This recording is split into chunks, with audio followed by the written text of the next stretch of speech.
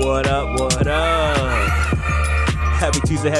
Day. Yeah, I'm gonna start doing this. Is that the new intro? Yeah. I can't. I'm too lazy to figure out how to do an echo, so I make the echo. Oh man. What is going on, everyone? I'm Shadell, co-host of Paging the Simpsons. I am joined by my lovely wife, Lauren. And we are here. We are Should back. I echo? Or is that your thing? That's my thing. Don't try to steal it. That's what happens. Okay. That's what happens. I do something cool, All right, and you want to go and steal it. I'll have to come up with something. Or you can just be you and stay in your lane. Wow. I can't do cool things? You're not a cool person. Some people think I'm a cool person. They haven't met me yet. So funny. Oh man, what is going on, everyone? Before we get into everything, I'm gonna do a quick ad of ourselves, which is I'm not rocking it right now during this episode, but the last few episodes I was rocking our shirts that we created that you can find in the link in the description on Good Feeling Apparel on Etsy. I can't talk at all. Goddamn. We created a lot of designs. We kind of branched out a bit more and got a little bit more crazier with the WAP stuff. We just did a shirt. It was what is it? Gobble me, swallow me, drip down the side of me. Yeah. And it has like a little turkey, and it's kind of like Thanksgiving related. Figured it's coming up, might as well put something out there. And apparently we're not the only one who did that. Yeah, because then I saw someone favorite it, and I looked at their favorites, and they were ours looks better though. Yeah, well, yes. And then we did macaroni in a pot, and we recently just did an order for someone with that shirt. So yeah, a lot of good designs coming. So that's the main bread and butter right now. Those are the fun stuff.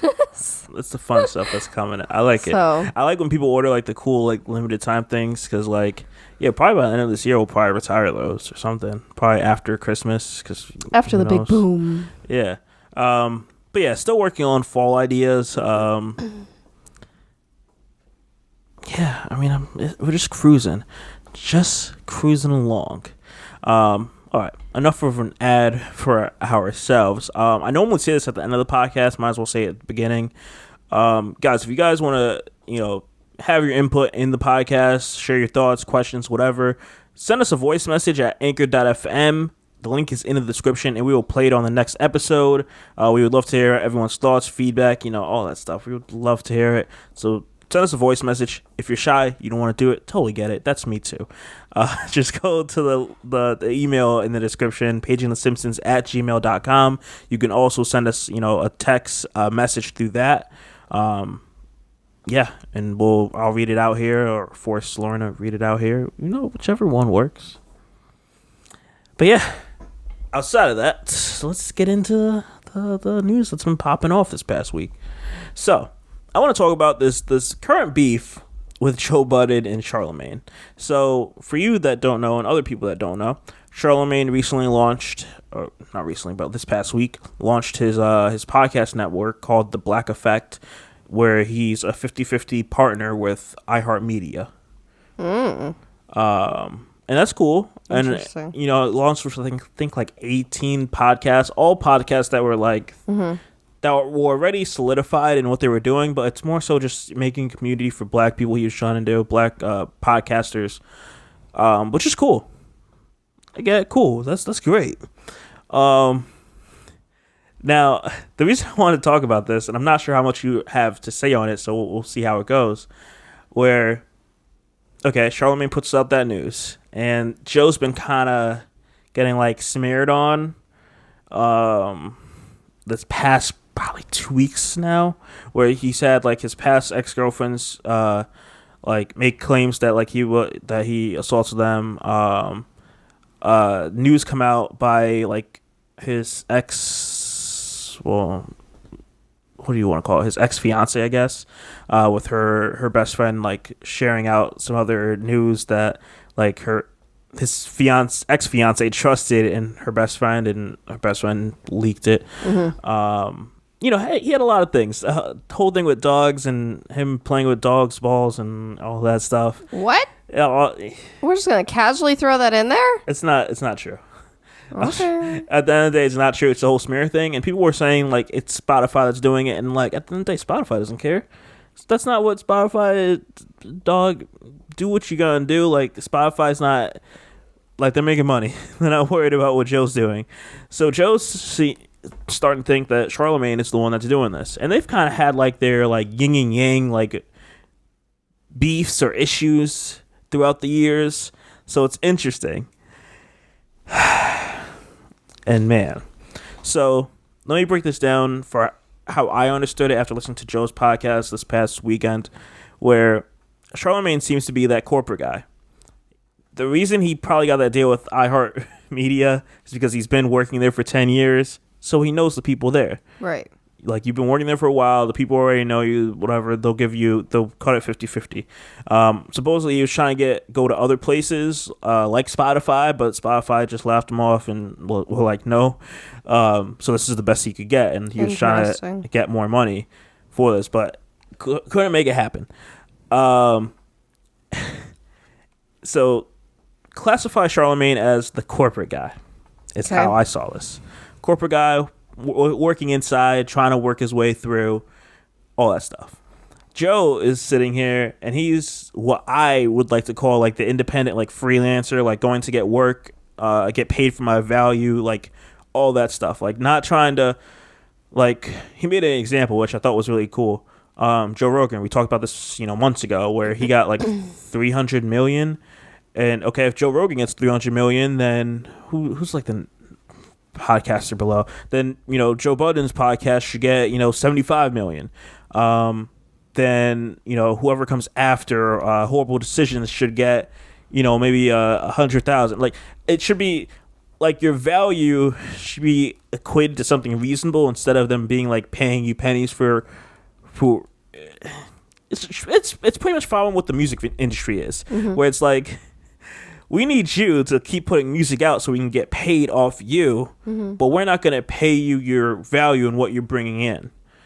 And that's how Joe's trying to, like, get out of that system. So that's how he, like, do you follow what I'm putting down? Yeah. Okay.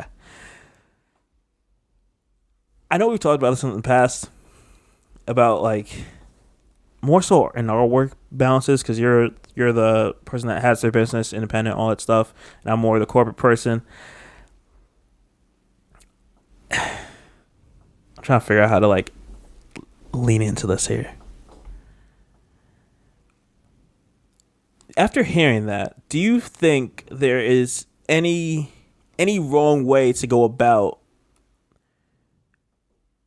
making money, or any wrong way of how Charlamagne and Joe Budden are proceeding with their business ventures?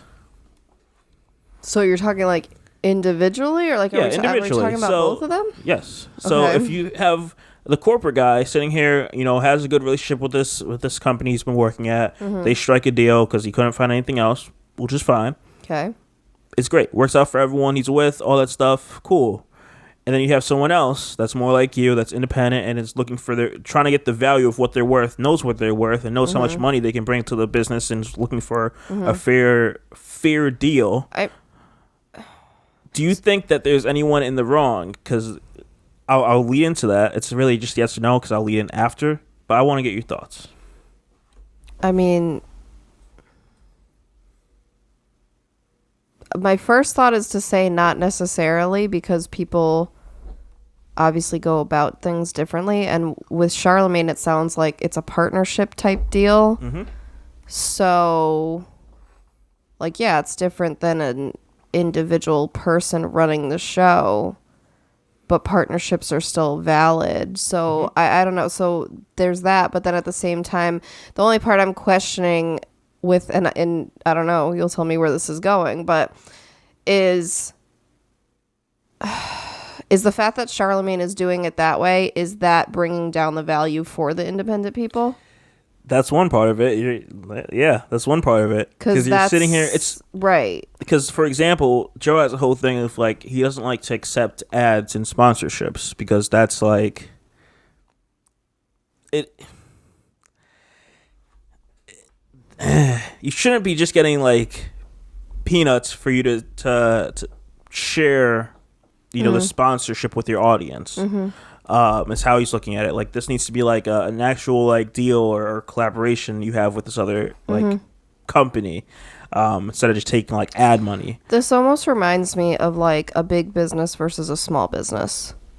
Yeah, that's what it sounds like, is like the way that like Charlamagne is going. I mean, clearly yes, because iHeartRadio is a big business, but it's almost like if you have, like, for me, if it's a Sephora versus me and my makeup stuff, it's kind of, and I get it, because from that standpoint, if a place like, I don't know what Sephora charges these days for makeup application, but Ulta will charge like $50 for a makeup application. And I can't compete with that. I just can't, because in a small business, the overhead is different, and paying your artists or whatever your supplies are just, it's impossible. You're not going to make money if you charge too little. But Ulta is over here being this big conglomerate that their main purpose is to like sell product. So for them, the service can be devalued. And so it kind of sounds similar to that. That's pretty much it. So I can understand why that is frustrating, because I've had that too, where, every now and then someone will be like, oh no, it's fine, I found someone cheaper, or I went to Ulta, or, those kind of things. We go. And because it's devaluing you. Right. And it's irritating, but also at the end of the day, when you're in that position, you have to keep reminding yourself that that's not your client anyway. That's the hard part, is because you think you want everybody, because you think you want all of the clients and the money and like the growth and like you think at one point everybody's going to make you grow and go in the direction you want. But at the end of the day, if somebody doesn't value you in that way, they were never yours to begin with. It was never going to be a good relationship. You probably wouldn't have vibed the same way. They probably would have thought that you were like overcharging and stealing from them, and they wouldn't have seen the value in what you could provide, and et cetera, et cetera. So that's what I have to keep reminding myself of when places like that do that. Yeah. I mean, yeah. So cool. So I got it. Just in my world. So here you have Joe Budden doing his own thing, and people interpreting his issue with Spotify as being like Joe doing bad business. Okay. And Charlamagne, for example, being like, he doesn't know, like, you don't get what you deserve, you get what you negotiate, is how Charlamagne views it. That's hard, because it's kind of both. There are times in business, obviously, you have to kind of maybe do stuff that you didn't necessarily think you would do, or accept work. So for example, good example with this is COVID kind of screwed up all of the wedding businesses. So what happened was, for a beauty-based business, I have a 3-person minimum that I go on location for within the state, and 5-person out of state. Once COVID happened and we were starting to like do micro weddings and open up a little bit again, I created micro wedding packages, and I had to be okay with just traveling anywhere in the state for one person. And this pre-COVID is something you would never do, because if you sign up to travel for one person, you then lost that 10-person wedding, because you are already booked on that one person, and you could have made so much more. So it doesn't make sense in normal times. But now, because we're in micro wedding world, you had to adapt, and you had to say, work is better than no work at this point. So like at that point, you had to negotiate, and you had to be like, hey, it's not the norm, and it kind of stinks that I'm, traveling an hour away for just one person, but I'd rather make this few $100s today than zero, because that is the world we currently live in. So you kind of have to, in that regards, like, negotiation is a thing. Yeah. And it's also a thing if you like are more product based and say you want to wholesale. Like, for example, I have the lipsticks and the lip glosses. If I ever want to wholesale those to like salons or something, or spas, there's a negotiation process there of like, okay, like, let's talk about what's a price that seems fair so that you'll profit off of this and I will too. So stuff like that. Negotiation is a very real business thing. However, it kind of, I don't like the whole put down vibe of you're never going to get your values worth, because that's also a lie.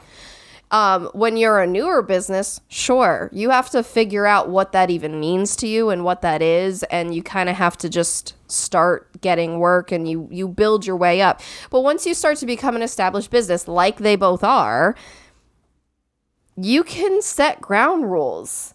Like we talked about this a few weeks ago. I had a client that was inquiring, and they basically were saying, and it was for like a micro wedding package, so just bride only, like going to them, all the stuff. And I was like, okay, so this is what we charge. And they came back and they said, well, this is what I can pay you. And it was a third of the price. And so I said, okay, like there's no way I can do that. Like I just can't. That's not worth my time. I didn't say it to them, but I inherently know my value is so much more than that. Mm-hmm. So I basically ended it there. And it was this weird like back and forth, but I just knew at the end of the day that person wasn't going to value what I could bring to the table. Mm-hmm. So then that was done. So it's like, and you know what ended up happening? I ended up getting a booking for that same day.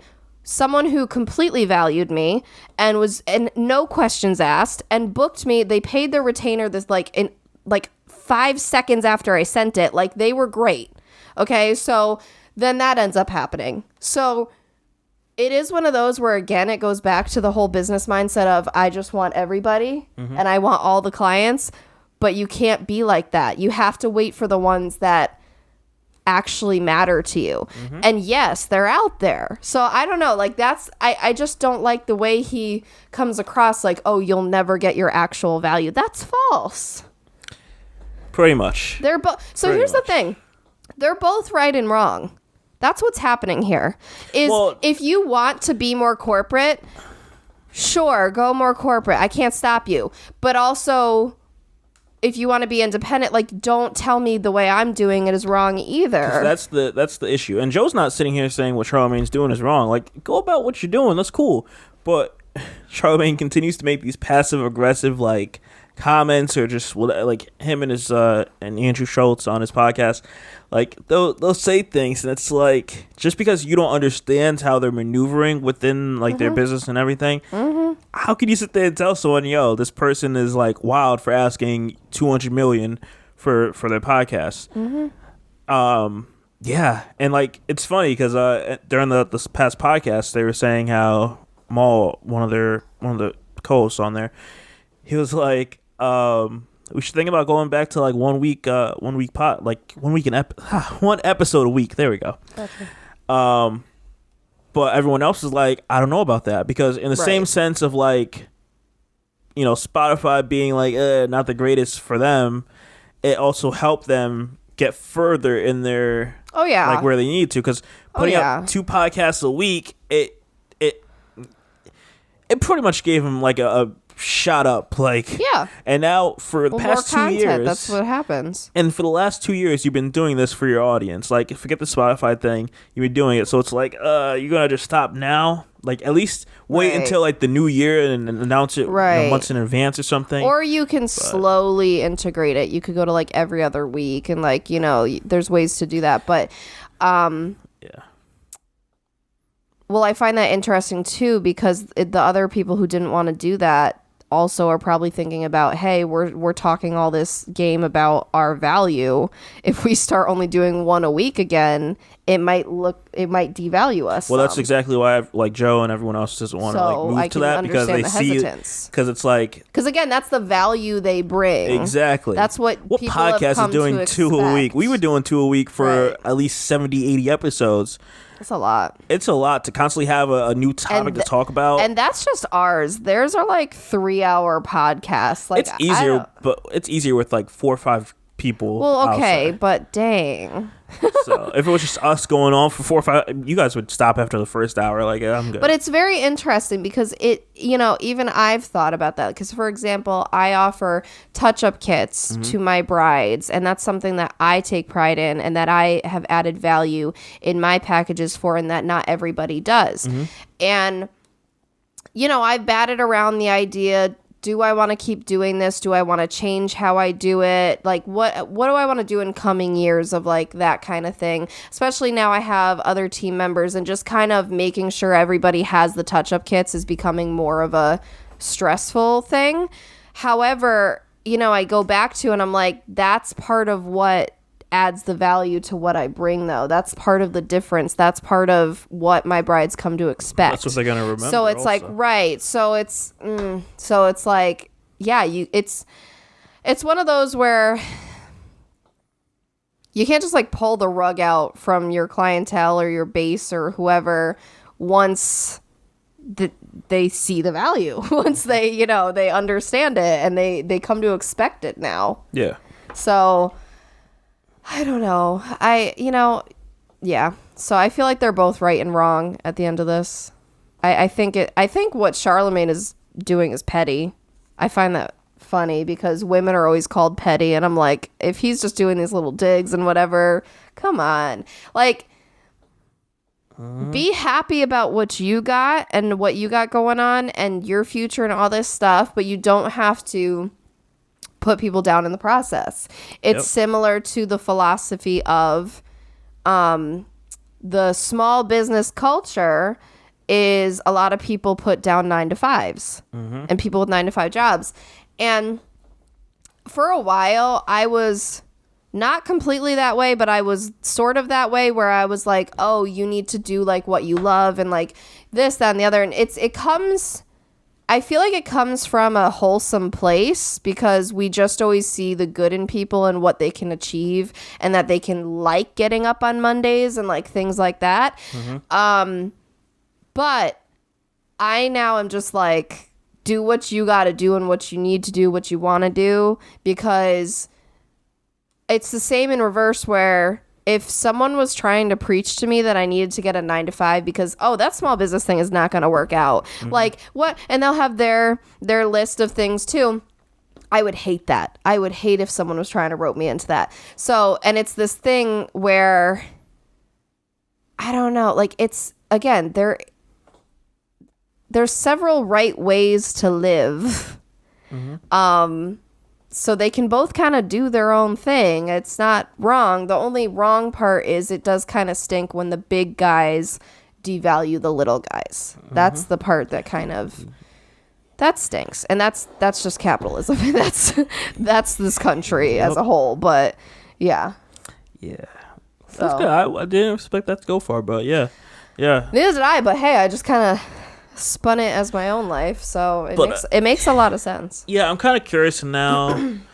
Now, Charlamagne won't. Their podcast doesn't come out till Thursday of this week, so I'm kind of curious to know how they respond after that. Like, and Joe was making like throwing like little shots because it's like if you're sitting here like pretty much running a smear campaign against me, then. He made like a little comment where it's like, I'll go right down to South Carolina and hang out with this girl that you're trying to like get on your podcast network and everything. And I'm just like, oh boy. And I'm not sure who he was referencing, but he was gonna play a dirty game. And Rory was like, you don't have to do it. Like, ugh. That's the thing too. At the end of the day, these are two businessmen. There's a lot of dirty ways to do business. I don't condone that. I'm one of those, maybe I'm too small and naive still, but I would like to think that I can always conduct my business in a wholesome way, that I don't have to like do someone dirty or pull them out from the rug or like whatever to succeed. But there's a lot of ways that, yeah, if you kind of rub someone the wrong way, if you're doing that to another smart businessman who also has connections, etc., like, don't think you're not going to get it back. Yeah, and also the whole smear campaign thing as a whole. Come on, grow up.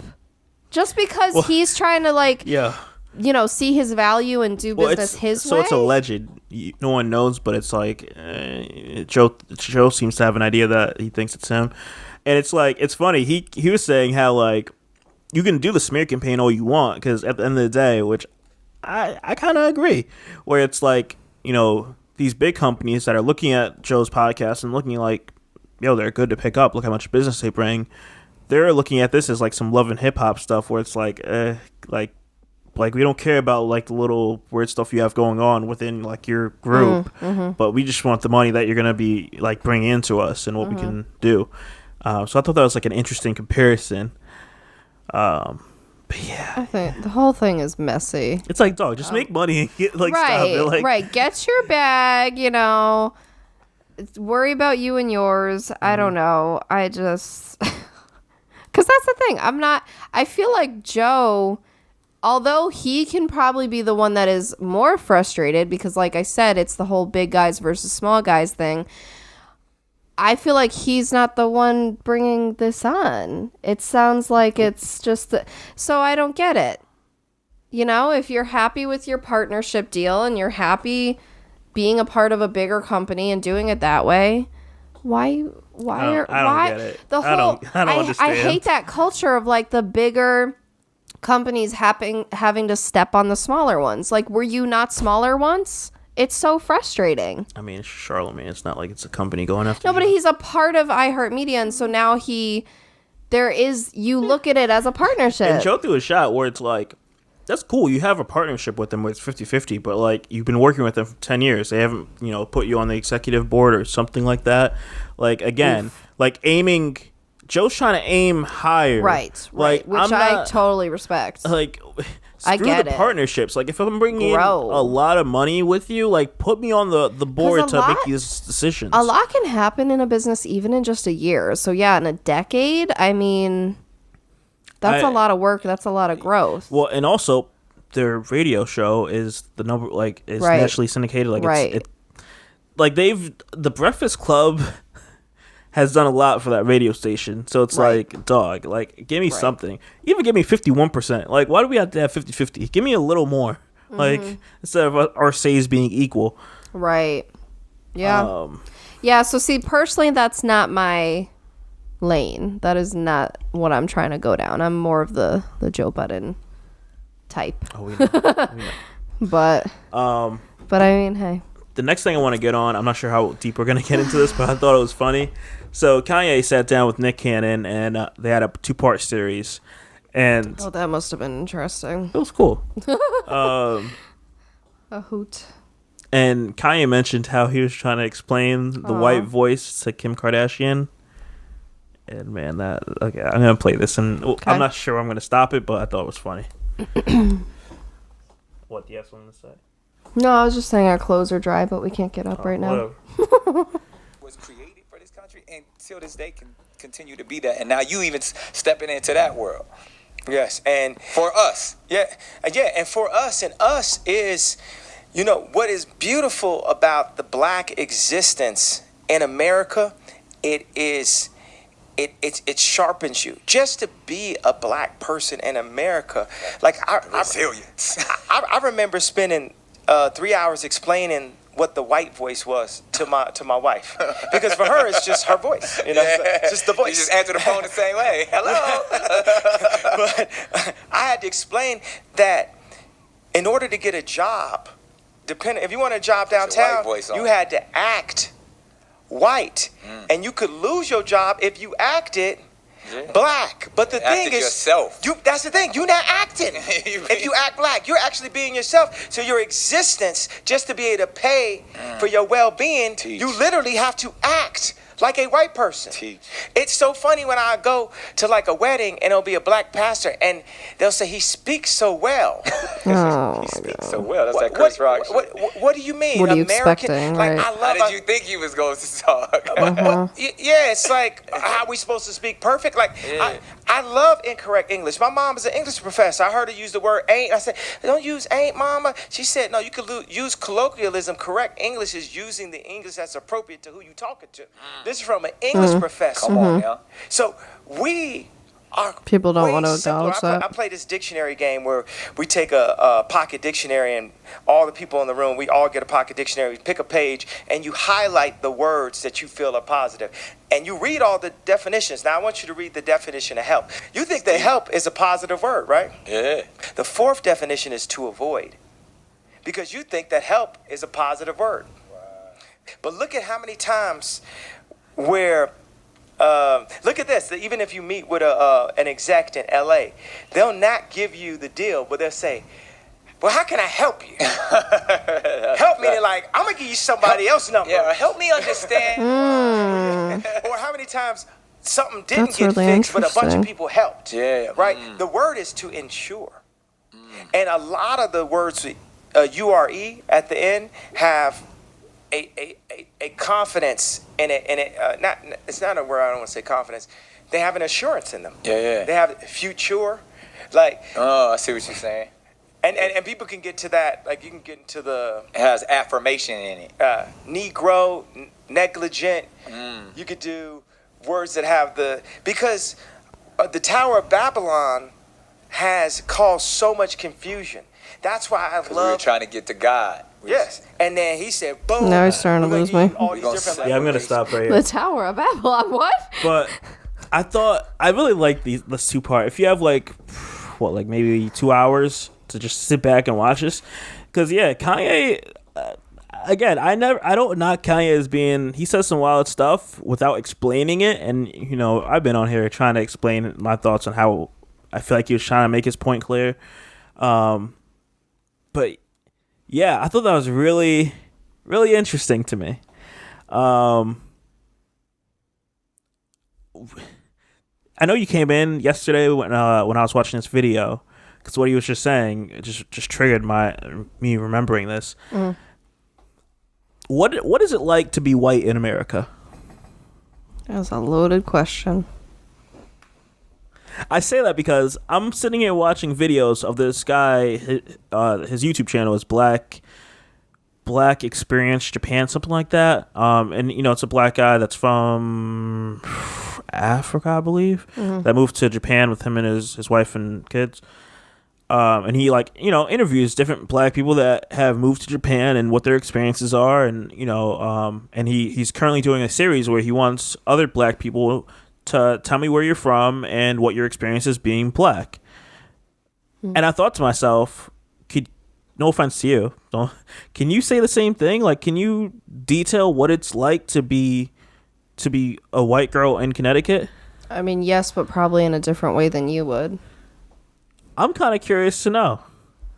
I mean, white in general, yes, because when you put the female on it, it kind of changes things. But it is it's basically the things you would assume. So it's the not worrying that I'm gonna die if I get pulled over. It's the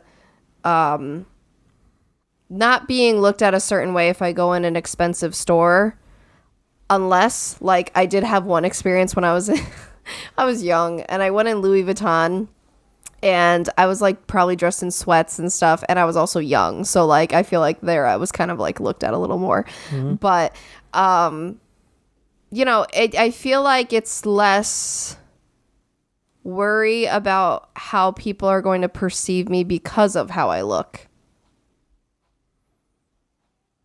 So it's that. I mean, being female kind of changes some things, obviously, than if it was, a white man. Because, we're still seen as a little less. But, I mean, being white kind of definitely helps with that. It still creates that general comfort, like, I'm accepted here. I can be myself. Mostly. I mean, we're all a little crazy, so you can't be like, too cuckoo in public. But you know what I mean? It's not having to wear a mask. All I'm hearing is positive things. But that's it's so positive that's boring. No, but that's exactly what I'm saying is I think it would be different than how you have to describe being black. It's gonna be, I hate to say it, but we're going to have different, because it is a privilege. People still don't want to admit that, but it is. So if we're just talking about my race, I don't know how to make that seem like a, what's the word I'm looking for? Like negative? A disadvantage. Yeah, because there is no. Like, it's more the gender thing, but one of the other guys I was watching on this YouTube channel, he was like, he loves being in Japan because the Japanese people that he's around, you know, they may look at his physical body and be like, you know, touch his hair or his muscles and say they're big, you know, compared to like, because I'm sure. Right. Yeah. Right. Yeah. But like they don't look at him as like this is a black guy. Like there's something behind it. Like it's just at the end of the day he's an American, and I just it triggered to me because I'm like, oh yeah, I've said this before, but I didn't really like dig deep into it. Yes. And that's one thing I love about going. Like we've gone to Mexico, to Jamaica. Right. And like that's one of the things I like. Yes. The feeling of going to another country. Yes. You're seen as one country. I'm an American. Yes. I'm not seen as, yo, this is a black guy that's from America. I'm just a straight up American I'm looked at as a wild, like every single man, woman, and child that comes off that plane with me. And I love it.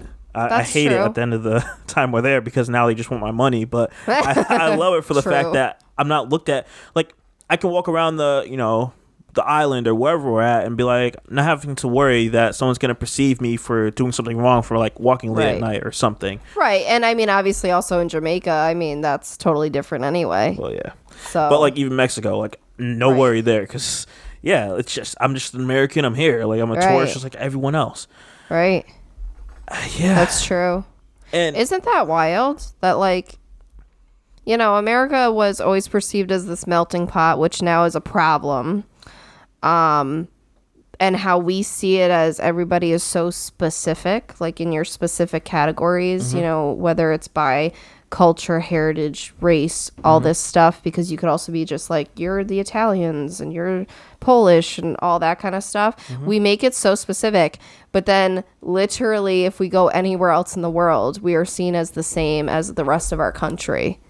Just like we do the same with other countries. Yeah.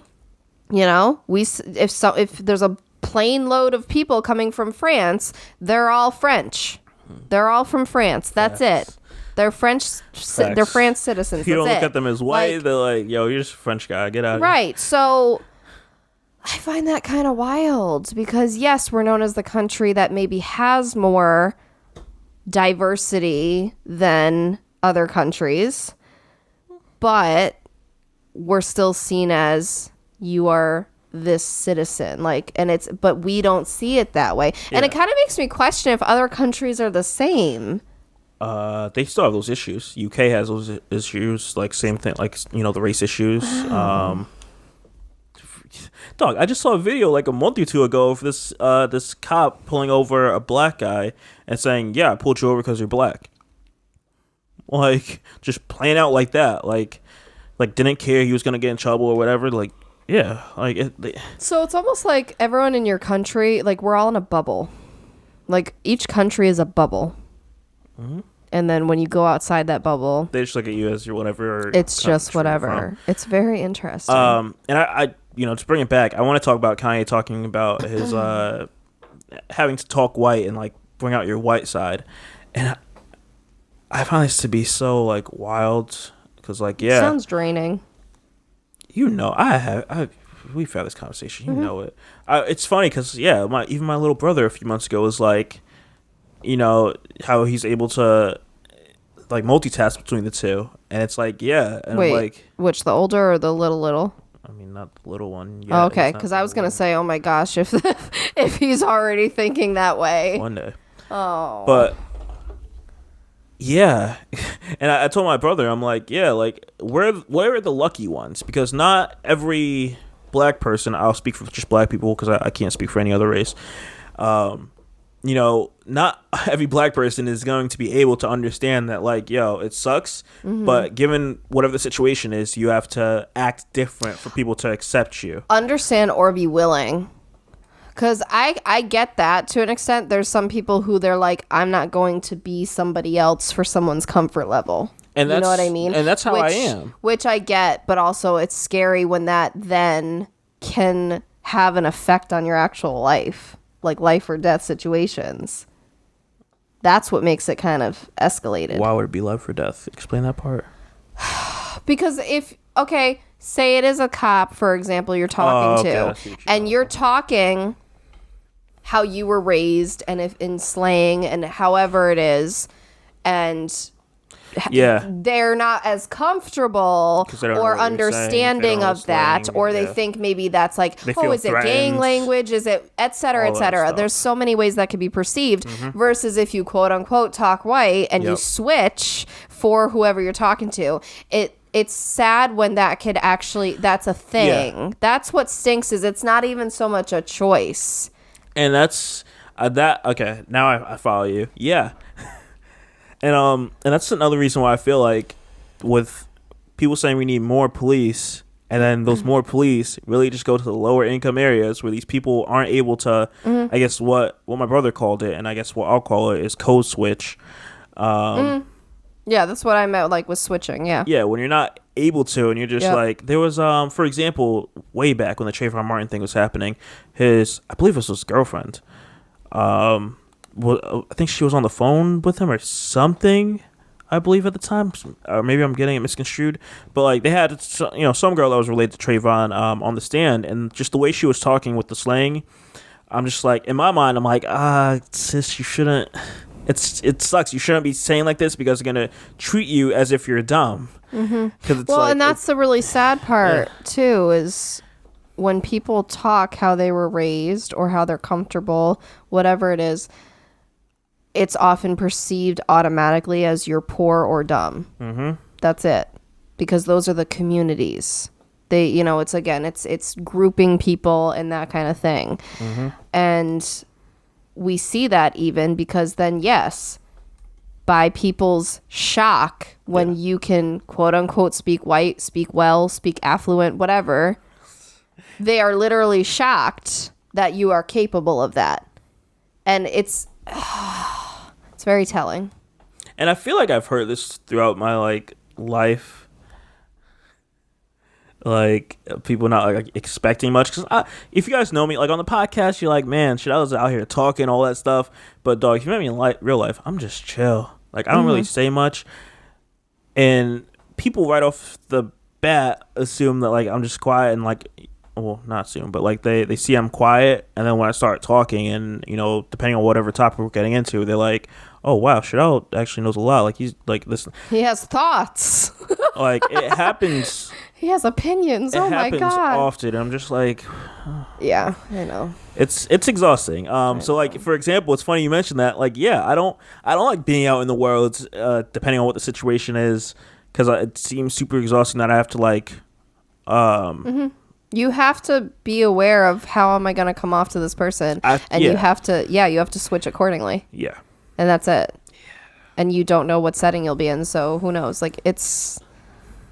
Yeah. So that's one of the good parts about the whole quarantine thing. There's less of like dealing with craziness of people. I think everybody appreciates the fact that they have to socialize less. But yeah. Yeah. Yep. But I just want to talk about that because I was like, that's crazy. Where are we at with time? 43. Oh God. How deep do we want to get into this for this California fire situation that's happening? I mean, I don't have too much to. I don't really have much. Do you want to skip it, or do you want to hop to the next one? Well, now that we mentioned it, I mean, you don't have to. I'll say a few words. Okay, you go ahead. No, you can go. Okay, long story short, everyone knows what's happening in California with the gender reveal and how it, made thousands of acres of land go on fire. And how, most of California is on fire as it is. Like, it's a whole thing. Climate change is real. Hey, all that. So, I find it, from my perspective, I just find it interesting because now TikTok culture has taken over that. Mm-hmm. And there's all these people they're now posting like more wholesome and good and safe gender reveals. Whether it was like, there were these two inflatable babies that were boxing and one fell and then you knew which the gender was. The cakes, the, balloons, the little confetti, whatever. And people are like digging, like in the comments, there's all these digs of like, oh, at least it didn't set a state on fire. Oh, hey, the country's not on fire after that. Like it's become now like that's the running joke. And wow. The thing is, I haven't followed it enough. I don't even know what had happened What, to the people who caused this? Did anything happen? I'm not too sure on what happened. Because, oh my gosh. But you made it so people had to evacuate. You made it so people lost homes. I mean, that's... 33 people have died also. Oh, that is... Now, my question is, because I don't have goodness. that much of an understanding of this, I'm not sure if you would know, but I know there were already fires, like, in parts of California. Right. So did this just, like, increase or in, I like, think some other so. part of it? Yeah, I think so. And That's what I'm getting from it. the interesting thing, so the lady that made, I guess, gender reveals popular about, like, 10 years ago was, because like, it wasn't a thing before stop doing them. Like, it's just getting out of hand is what this lady was saying. And I'm like, oh, okay, so she's like a party planner or something? I'm not sure what she is, but I guess she made it popular. Her name is Jenna Carvandis. No, right, though? Because this totally wasn't a thing before then. Like, the generation before us, like, our parents are so, like, confused by it. Just post on social media. Right. You have a They're like, son what do or you mean daughter. gender reveal? You find out at the ultrasound, or you wait, or you share that with yourselves. They're like, what do you mean it's a party? I just find it interesting because I think, again, that feeds into the consumerism because, for example, gender reveals for babies and engagement parties for weddings were not big things before us, before our generation. You know, because even with weddings, you had a bridal shower and you had your bachelor, bachelorette, and then you had the wedding. Yep. Engagement things, now, right when you're engaged, you have another party. Like, it's very, it feeds into all of that. And just, here's more money, you know, here's more things to do, more things to buy. You know, you're left out if you don't do it, that kind of stuff. Like, Yeah. Ay. And I think, I don't know, gender reveals I think are cute. I go back and forth if I would do one. At least one without fireworks. Like, well, yeah. Because I don't know, maybe I'll change my mind when I'm pregnant. Maybe I'll be like, no, I need to have one. Like, I don't know, hormones, but but I don't know. The thing is with these, now it's spreading into like Oregon, and like the people in Oregon have to like evacuate. It's like it's getting really bad. And there's a map. I wish I would have saved it, but there's a map. Where it had all the fires. I don't know, because it had the whole state. Like, not the whole state. It had the whole United States on it. And it was like, this is like, it showed like literally California, Oregon, like all the states over there were like all marked as red. And they're like, you know, it had us in like, you know, middle of the country all marked as like green. And it's like, it's slowly going to spread like throughout the. True. Oh my gosh. You know, I never thought of that. That, it could just spread if you can't contain it. But not even the fire thing. It's just, we need to change how we're like handling things. Like California, I guess, is just known for catching on fire a lot. Right. So it's like, let's change up They're what we're doing dry. here. That's the problem. It's a very dry place, so it's more prone to that. Yeah. Oh my gosh, the pictures I've seen of like the red sky. People saying how like the air quality is like 300 something when I guess normal is 50. I mean, that's wild. People saying how you're inside the house, all windows, doors shut, and you still are having so much trouble breathing because your house is it's still sealed like that. it's still gonna like seep through. Yeah. I just think to myself, I'm like, with my asthma, I'd be actually genuinely terrified.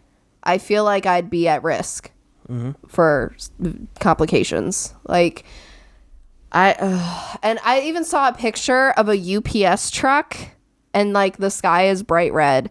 And I'm over here, two things. One, I would definitely call it a work. I'd be like, screw you. I am not going out in this. So as the UPS driver. And then two, even if I get a package, I don't want to open the door to get it. I don't want to waft this in even more. Like, no, I'll just leave it out there for like weeks. I don't even care at that point. This is a life or death situation. I don't know. Oh my gosh. Makes you count your blessings, because I'd be terrified if I was living there right now. Yeah. I did have a topic touching on Netflix and them like the CEO essentially looking to have people return once they all get vaccinated. I'm going to hold that off for next week. We can get into it just for the sake of time. Okay, stay tuned. So Stay tuned for that juiciness. we'll talk about that because that's going to be an interesting thing. What the heck, dog? I literally just hold on. The relationship topic I had to let everyone know. You gotta just screenshot them. Like, dog. Can you Google? Can you Google something for me? What? I guess we're doing this live on air. Google how to get A a Reddit post back or something like that. I forgot what the link is. I gotta start saving this. There's like some type of like thing you put in, which like a Reddit edit or something like that. You got it. No. Can I see your phone? Okay. Stay tuned. I'm like, I feel like now we might as well blow up that article. No, you definitely need to screenshot every time. See, my issue with screenshots, I don't want to deal with all that. Okay, you can just delete it afterwards. It's not a big deal. But even if we kind of run over it before, so even if you can't find it, you could give the general gist of what it was. Let me try this real quick. I'm not sure. I've never tried this before. Don't quote me on it. That's what the other thing said. Yeah, but you know what? Is it gonna work? That is the question.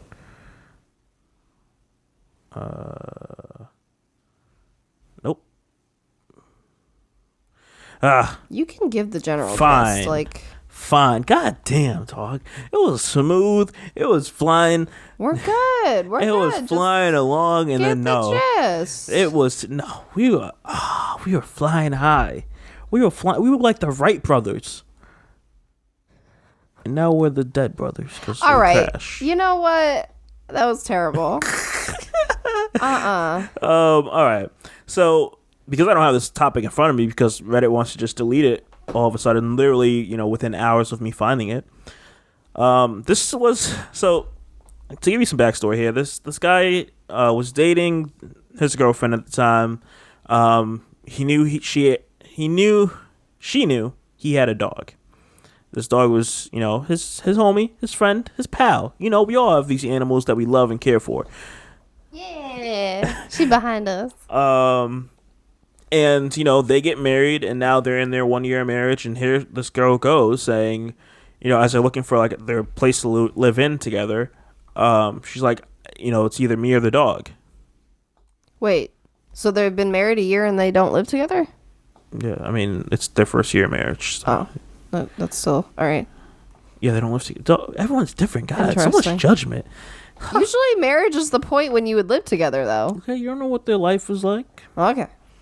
But yeah, now she's giving an ultimatum saying that, like, the dog has to go or I'm gonna go, and it's wild. Like, this girl lady is so, like, for lack of better words, crazy that she, I guess, had a breakdown, crying that, like, she doesn't want dog hair all over the house. Do we know what type of dog this is? I don't know. Well, don't know now. I mean, that's a question you should ask me a while back. Okay. But it's a dog that sheds. All right. Well, there's a lot of those. But again, if you were so before I met you, right, and all that stuff, and I was looking at on dating sites and all that stuff, right, you would see girls that have like pictures of their dogs, or maybe they're like birds, or whatever the case is, right, snakes, whatever it is, right? Because usually that's a big part of their life. Exactly. Yeah. So if I see you with a picture of your dog, and I'm not a dog person, like this girl is not. Exactly. Why am I going to be in a relationship with you thinking that you're going to automatically drop your animal for me? She's like, whoa, you talking about dogs? Let me come here. She's like, hold on. You're not getting rid of me, are you? Like, why? That makes no sense to me. Doesn't she look so pretty, guys? She just got groomed yesterday. That makes no sense to me. Yeah. No, so here's the thing. Yes, what you just said. And also, then if you are dating, this person has the dog. Mm-hmm. They had it before you were with them. Mm-hmm. It's not fair to ask them to give them up because, first of all, you've known for years. Why get married to someone if it's going to be that much of a deal breaker? Mm-hmm. And dogs live a long time, you know, decent amount of time. So obviously, yeah, the dog's still going to be here. Like say they're a younger dog and you guys have been together a few years. They're still going to be around. Yep. You know, and I'm like, I'm such a dog person. My dog is my baby. I know we had gotten the dog together, so it's a little different, but I could not fathom giving her up. Like if she was just my dog before we started dating, I'm like borderline gonna choose the dog because no. So here's the thing. Also, dogs do have emotions. Animals have emotions and feelings, despite what people want to like comfort themselves and thinking. That is so unfair to the dog. If that person has been this dog's life, now they just got to be like, peace, you're going to a shelter? No. Oh no. And not for a good reason at all. That's the thing. There's not many good reasons to give a dog up or to give an animal up. There's very few. And even those few, usually people are heartbroken and they don't want to do it. So the fact that it's like you're forcing somebody, this is like, she's my baby. She's my best friend. Like, no. Yeah, it's wild to me. I could not. This is like this. It's a deal breaker that you so talk about mean. before you get married, where it's like, I can't do like, you know, I'm not a dog person. And then at the time we were dating, Right. I'm like, well, I am a dog person, and I was hoping to get more dogs down the road, but I don't want to do this with you. Me.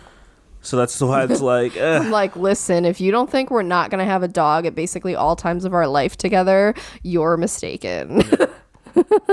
Missy's over here like licking, like, yeah. She's like, don't get rid of me. Look at me. I'm adorable. Oh my gosh. Speaking of this, I saw this comic online yesterday and I wanted to bawl my eyes out because it essentially was, it started and this guy is tying the dog to like a stop sign or a pole or whatever. And the dog is all like, oh, you want to play fetch? And like all adorably happy. And then the person drives away. And the dog is all confused and is like, no, they're going to come back. And so like death comes, like the, you know, like the Grim Reaper comes and is all like, they're not gonna come back. And he's like, no, like they're gonna come back. And so he gives him like extra time.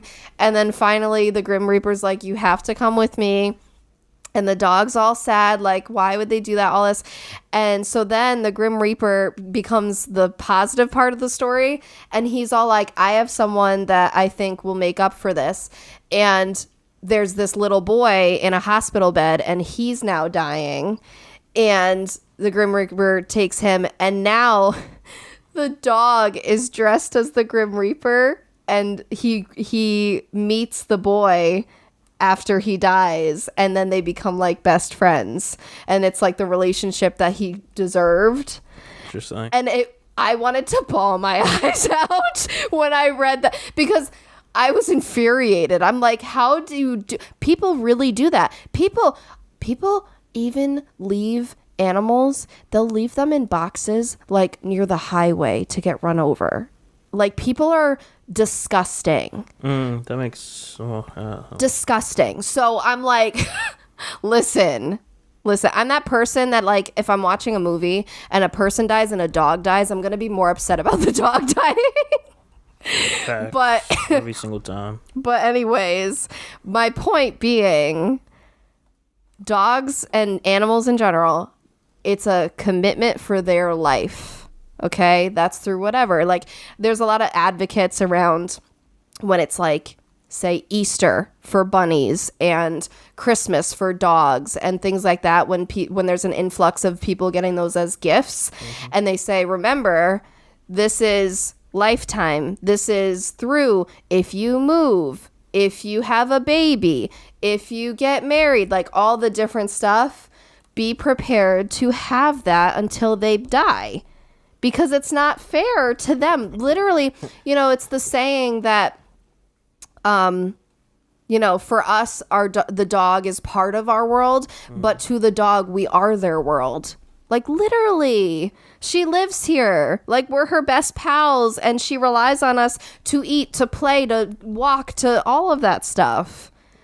you can't just take that away from someone who's been conditioned to be like, this is my person, this is my best friend, this is who I can trust. She's over here like, yeah. It's not. It really hurts me. Chill. You're trying to lick my hand. Like, we're not doing that right now. It just Watch out for the it really hurts me when people don't prioritize animals like they should. Mm-hmm. You know, so I just I do not agree with her. Fine, bye, get divorced. I don't care. I'm like really about that right now. Yeah. I couldn't. And even you, like, you're less of a dog person, you're less of an animal person than me, but even you get it. You get it with Missy. Yeah. You would not just give Missy up like that. If she was just your dog, like, before me. Wouldn't. That makes no sense. Like that's a deal breaker. Like, no. That's terrible. Like, because, you got to think, like, dog's been there all your life. And it's like, it takes someone that's not really not, I wouldn't like to say human, but I don't know, has less empathy towards dogs or animals. Yeah. Where it's just like, I don't care what happens to the dog. Like, it's just, That's and it's awful. like, dog, you have to think about it. It's like, imagine you being this little thing that can't feed itself, like, can't, like, it relies on someone else. They're not conditioned to being outside. They can't survive out there on their own. Like, no. Yeah. They're domesticated. Yeah. Like, oh no. Just makes me sad. I just want to give her snuggles. Well, that's great because we're ending. So yeah, that's where I stand on that. Oh no, don't bop your head. Well, we're gonna wrap this bad boy up. She's like, I'll be here next week. Don't you worry. Oh man. I already said the front of everything in the beginning of this, so I'll keep it brief, guys. Please check out our shirts, our mugs, pillowcases, all that stuff. Face masks. It's on our Etsy shop. Good Feeling Apparel. Link is in the description.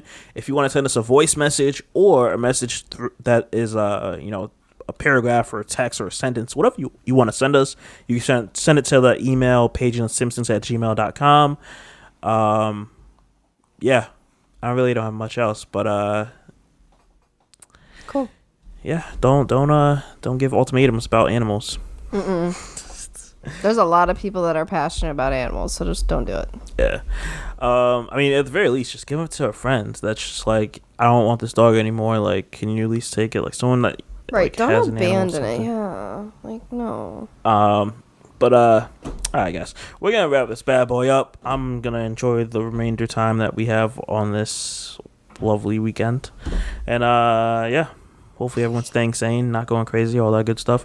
Once again, I'm Shadell, co-host of Paging the Simpsons. I'm joined by my lovely wife and dog, Lauren and Missy. She's like, what? She's like, hold up. And I will see you guys next week. Bye. Peace out.